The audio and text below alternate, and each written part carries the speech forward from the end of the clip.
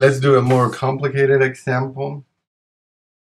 One to show how to implement some method and also implement an immutable class while we're at it.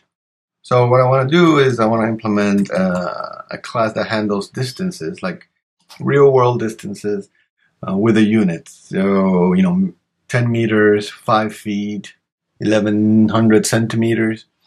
And I want my distance class to translate or change between units automatically. So that's what I want. So let's go create a class. I'm going to call it distance. The capital D. There it is. And I'm going to need a private int, the actual distance, lowercase d. And the units I'm going to need that to be a public. And what I want here is an enum to specify what are the units that I accept. I'm just going to go with millimeters, meter, and feet. It will be easy to extend this to handle more. Okay, so the distance, I have to make a decision. If the user gives me a distance in meters, do I store it in meters or do I change it? So because the user can give me distances in either millimeters, meters, or feet, and the question is, how do I store it? Do I store it in the same way he gave it to me, or do I translate it? I'm going to choose to always store the distance in millimeters. So what I'm doing here is I'm picking the smallest unit, in this case millimeters, and because it is an integer, basically what I'm declaring is that the resolution of the distance is at the millimeter level. We cannot store 0.5 millimeters, right? So the smallest thing you can measure is a millimeter. You have generally, you gotta make those decisions. That's gonna depend on your application. Millimeter level would probably be good for an architecture application, not so good for, building microchips. So I have that. The other thing I said I wanted to do is I want to make this an immutable class, an immutable distance class. So what that means is that once a distance is created, it cannot be changed. More pragmatically, what that means is we're going to use the final keyword there. So in an immutable class, all data members have to have the final keyword. What the final means is it's telling the Java compiler that this variable, distance, is going to be set once and only once. So at some point it'll be set to some value, and that value will never ever change. So not quite the same as a constant value that is set at compile time. Distance does not have to be set at compile time. It can be set at runtime. So when the program runs, the distance will be set once, and then it will remain the same after forevermore. And it will be set at one time in the constructor. So let's do that. We're going to create a constructor, public distance, and it's going to take an integer, the actual distance that we want, and then the unit. So the user is going to be able to tell me what unit that distance is in. So we're going to want to do the simple thing we want typically do is something like this. This distance equals distance, right? Now the thing is, I'm saying that this has to be millimeters. So what if the user called the constructor with feet? So, well, then I'm going to have to change. So this would be wrong, right? This only works for when the user gives me millimeters. So what I need here is a switch statement. I'm going to switch on the unit. Depending on what unit the user gives me, then I set that. So if the user gives me millimeters, then I'm all set. And I can do that, and I can break. And what if the user gives me meters? Well, 1 meter is how many millimeters? It's 1,000, right? 1,000. So I multiply whatever the user gives me by 1,000, and I'm set. And what if he gives me feet? Well, 1 feet is about 300 and 5 centimeters. So I'm gonna multiply the distance the user gives me in feet. If he gives me 1 feet, that's 305 millimeters. Now you see, I still have this little red line. It says syntax error. Oops, forgot that. I gotta fix that. But I still have this other red line. It says the blank final field distance might not have been initialized. So if I have a finals, these have to be initialized. All the final data member variables have to be initialized in my constructor. And you see, it's possible that I did initialize it. Actually, technically, it's not possible because there are only 3 units and I covered all cases. So, Java or Eclipse in this case has been a little bit overzealous. So just to quiet down the compiler on that one, we can use the default case and say, if something crazy happens, we're just going to set the distance to 0.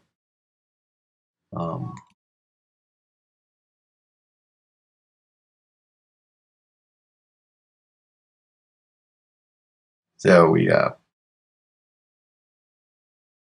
like that. So this really can never happen, but the compiler wants it.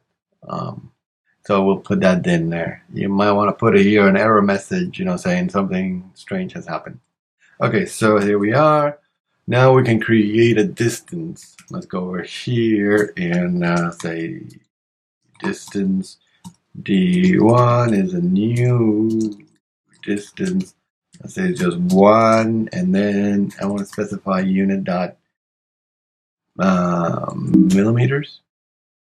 Now, actually, you see this is not going to work as such. Let's get rid of that. What we really want to do is a distance dot unit dot millimeter. Right. So that's how you specify the unit. It's an enum from distance, so you're going to say distance dot unit dot millimeter. Then we want to print it out. D1. If we run this, it's going to give us that strange business there. That's not what I want. What I really want is a better one. So if you remember, we need a toString method, public string toString. How do we want to print out the distance? Probably I'm going to print out the distance and then the unit, which would say by default is millimeters. So like that, millimeters, like that. Okay, let's run this again, and there you go. I got 1 millimeter. Let me try distance 2, 1 meter, and distance 3 of 1 foot.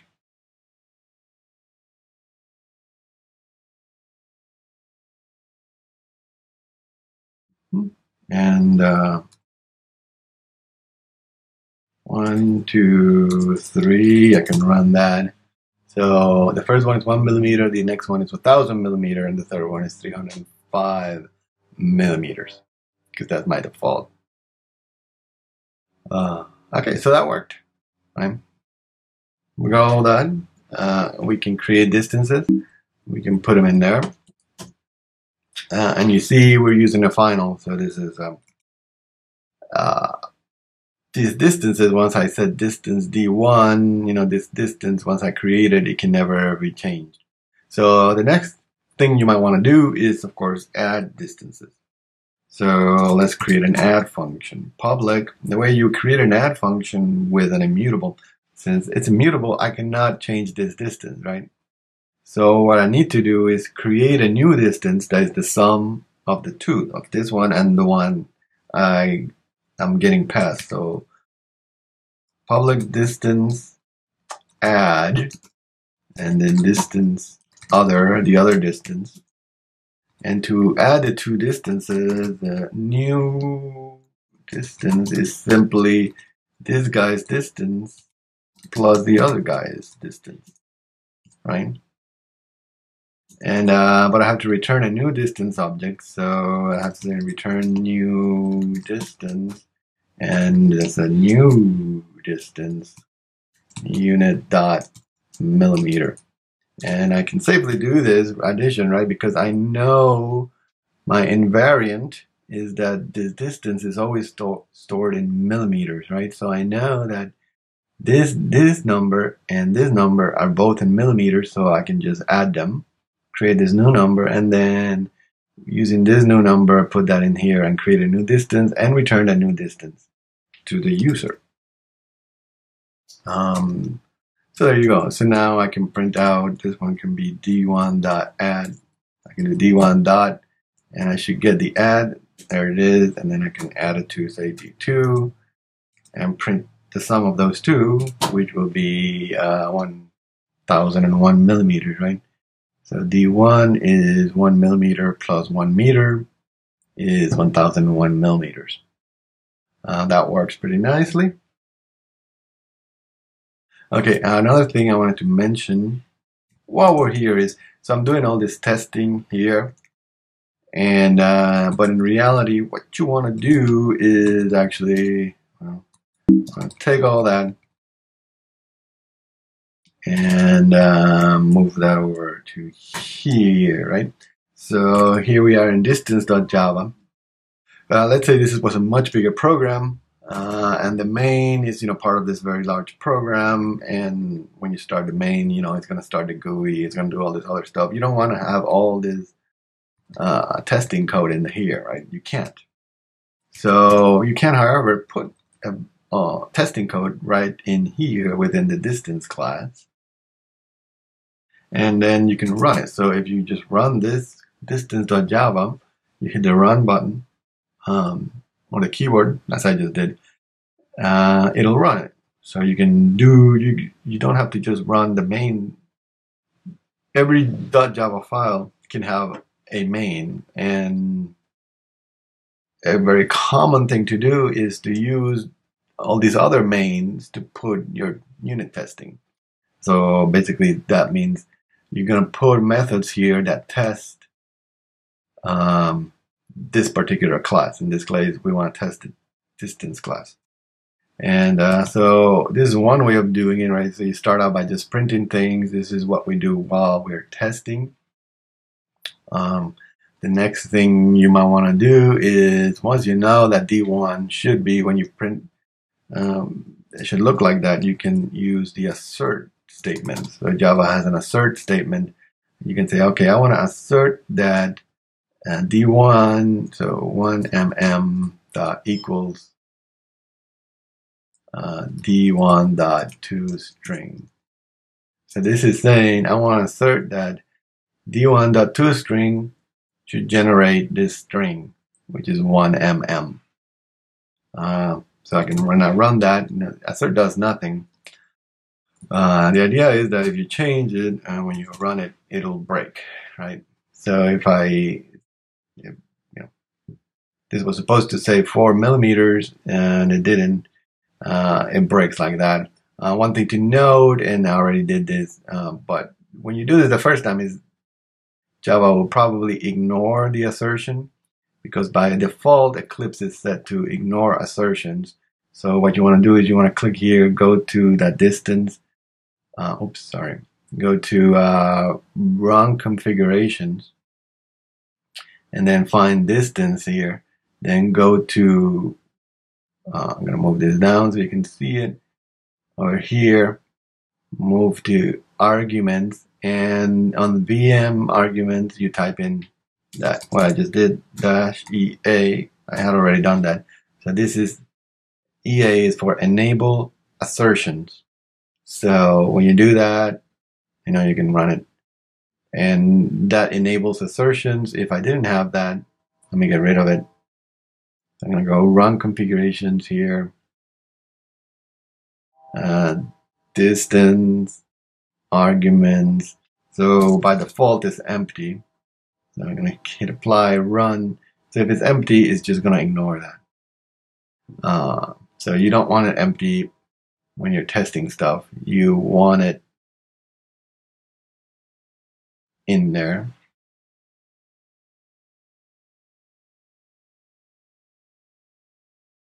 Okay. So of course this should pass. So and basically what we're doing is unit testing. Call it unit testing because the class is like a unit, and we're testing it. And you can have many more of these assertions, like D2 should be that, and especially we can say distance. The sum is going to grab this here because I know that has to be 1001 millimeters, right? So let me just print it out and make sure. So yeah, so I print it out first, and then I make sure it's right, and then now I can add the test case dot equals the sum. So that test should pass. And the idea is that, oops, not the print. I want to assert that is true, and actually it's not the sum itself, it's the sum.toString.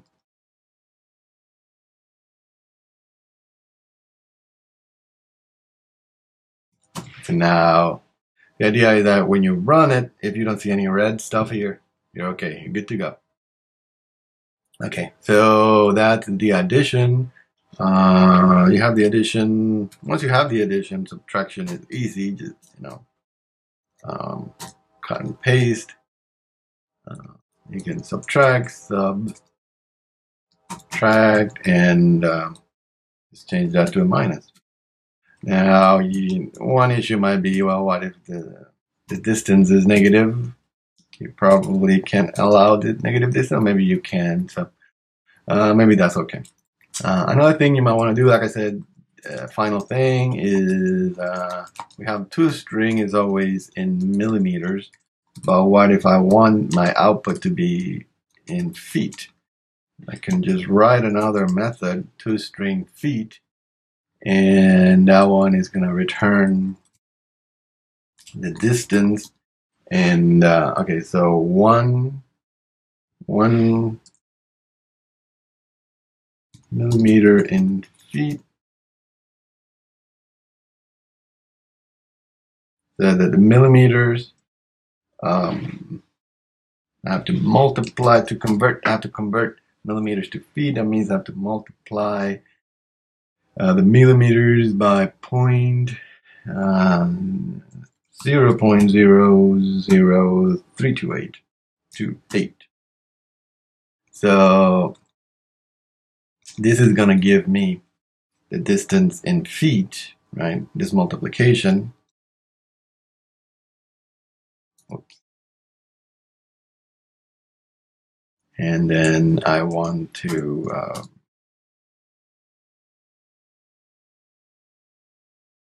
add feet. So let's go back over here. Distance D, or do the D1. Now I want to print out, let's say, D3 dot toString feet, because I want to print it out in feet. I run that, and you see I get a foot. Well, what do I get? I get 1.0004 feet, which is very close to a foot, right? And what happens, of course, is that when I created D3, if it's 1 foot, it changed it to millimeters, but that was an approximation, and so when I changed those millimeters back to feet, I got that extra 0.0004 feet, which is, it's going to be less than a millimeter. It's small. But nonetheless, maybe you don't want that to look like that.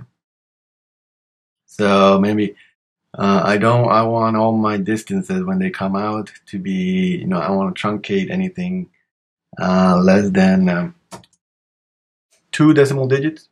So I can add a helper function, private, that returns, say, a double, and it is like a round.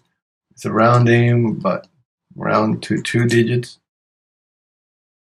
And it takes, another number as input. So this is a helper function.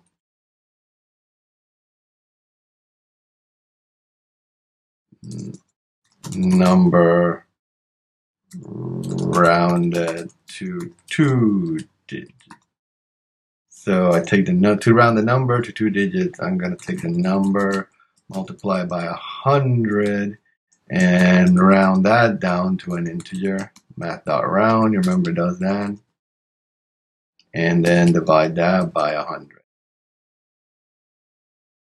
And that's what I want. That's how you round the number. You multiply by 100, truncate or round, and then do that. So now the toString in feed, what I want is this distance, this whole number here, I want that to be rounded to 2. Right. So this is very common. This is like a little helper function within your distance class. You see I made it private so other people cannot use it. Only the distance class can use it. And I made a method because I'm assuming that right now only this method uses it, but I'm assuming, toString meters might use it also. So I'm going to run that, and you see now I get 1.0 feet because it's less than 2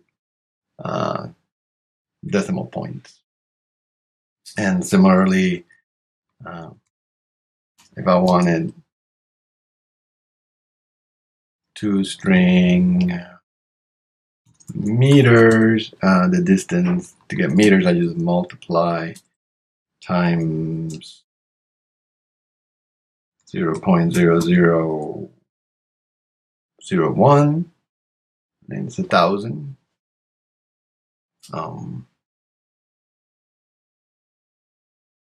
And did I get that right?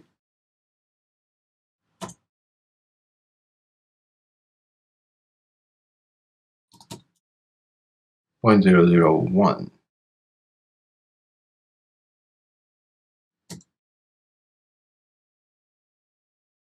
And I gotta change this to m to meters, and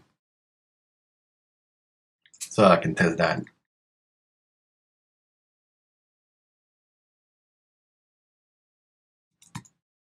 And there you go.